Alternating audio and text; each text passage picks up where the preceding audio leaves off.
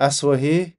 Thank you for your patience. I know I'm back from Hong Kong. I was there during the Chinese New Year's celebration. I go there every once a year. For 2 weeks, my schedule was just jam-packed. Like, I even brought my mic with me, hoping that I record a few episodes, but yeah, that was a no-show. However, I'm back and I have a flood of episodes to record and some really interesting topics to cover. For those of you who are new to the channel, I'm Aswa. I'm a commercial film director. Yeah, you can check out some of my work. You can visit my website at aswahan.com. I guess all my information will be in the description down below. So, I did an episode earlier about AI and my thoughts on AI. I think it got a significant amount of views. And I thought I would elaborate even further on this topic only because I think it happened like a week or so ago. And that was the introduction of Sora by OpenAI.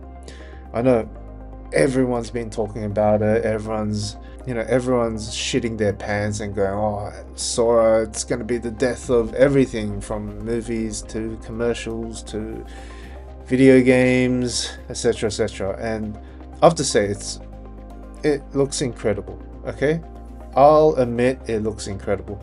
However, epiphany, revelation, these are my thoughts, and correct me if I'm wrong. Okay, Sora, you'll see here that it looks pretty damn amazing.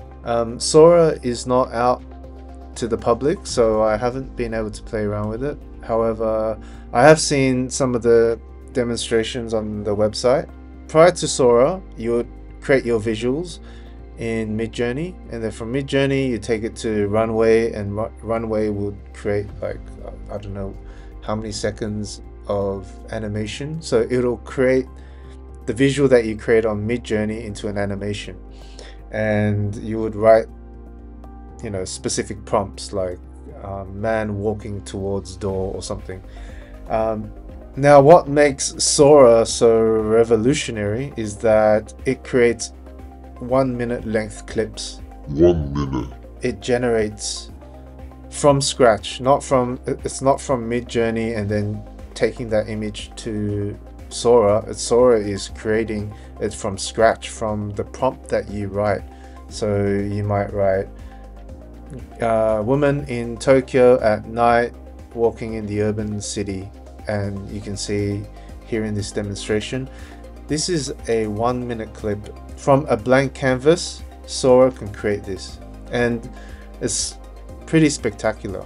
I had looked into it, and people are wondering, okay, where does OpenAI or where does Sora get all its, I guess, visual references or information? Obviously, it's using the World Wide Web. Go away, go away, go away. That's it.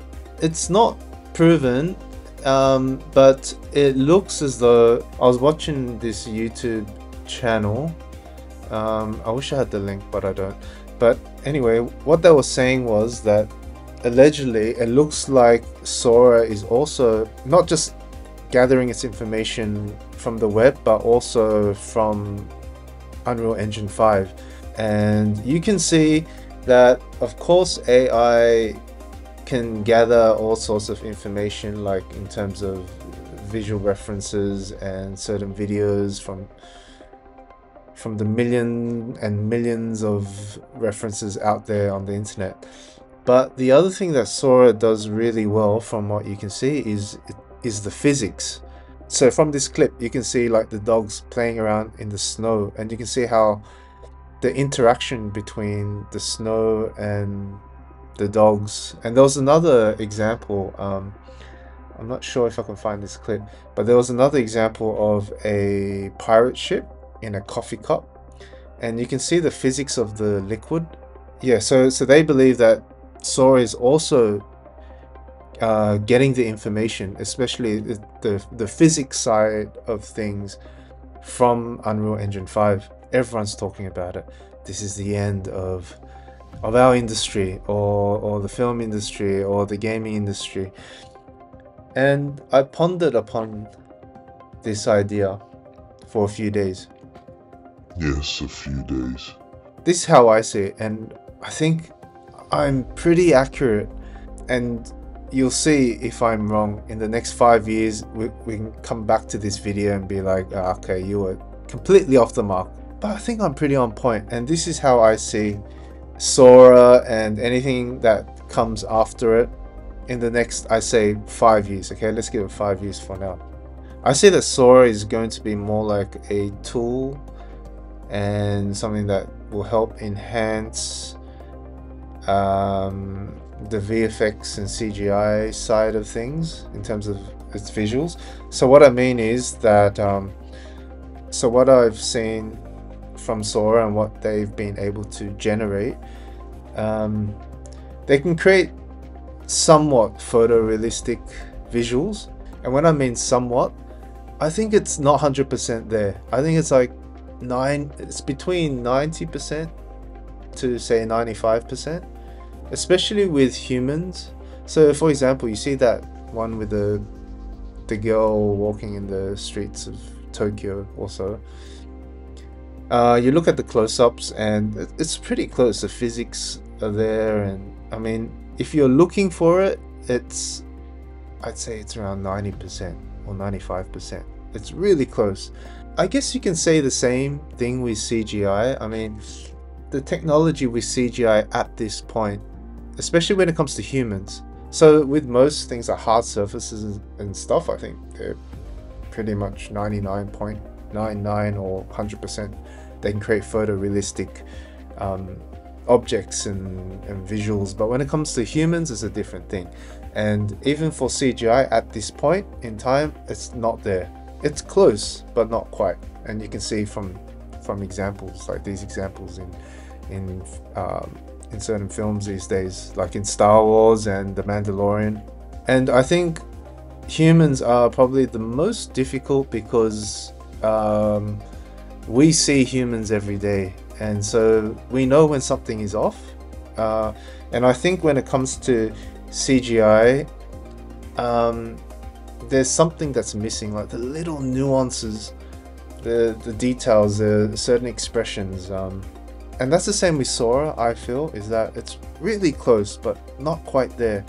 And so how I see things in the next, from now to the next 5 years, is instead of people going, you know, when they watch something and they go, oh, I think that's CG, or oh, that's CG. Now that's going to be replaced with, oh, I think that's AI. Hey, I think that's AI. Something's a bit off. It looks AI.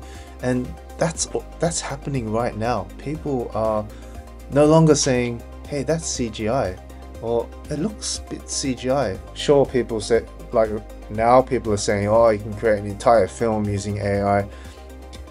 In essence, you can do that with CGI as well. I mean, it's going to take a lot longer, but in essence, you can create an entire film with CGI. It's not going to be, especially with humans, it's not going to be 100%, just like AI. It's close, not quite there. And like the examples that I gave, I think in terms of the replacement of humans or actors, I give that 10 years. So I think for now, if my predictions are correct, then I say we're pretty safe for the next 5 years. It's just that for the VFX industry, things are going to be, I guess, a lot easier in terms of being able to generate or produce a certain visual. It's going to be a lot easier, a lot quicker, because you can use CGI software like Maya and 3ds Max or Blender, blended with, no pun intended, with AI. I mean, even for editing, AI is already incorporated to edit things a lot quicker these days. So that's my insight into Sora. It's only going to get better, and like I said, 5 years is what I give. You'll see that in the next couple of years, the word CGI is going to be replaced with AI. you'll hear people be like, oh, that's pretty good AI, or oh, did you see that film? Had amazing AI. That's the most realistic human I've seen that AI has generated. Tell me what you think. What are your thoughts? Do you think I'm off the mark, or do you think my predictions are spot on? I think they're pretty spot on. Let's see. Yeah, Sora. Pretty amazing. Can't wait to play around with it once it's available. And until then, follow me on my socials. Visit my Instagram, aswa_hand. Visit my website, aswahand.com. I'm also in the process of putting together a passion project. I've shot most of it. Yeah, there's quite a lot of things I need to do to complete the project. So if you can help donate in the project, you can go to my website. There's a donate button. You can pay via PayPal. You can also help out by becoming a member on my Patreon.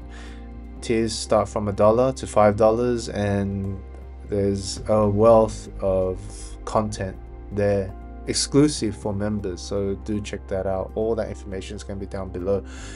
Until then, I'll see you in the next video.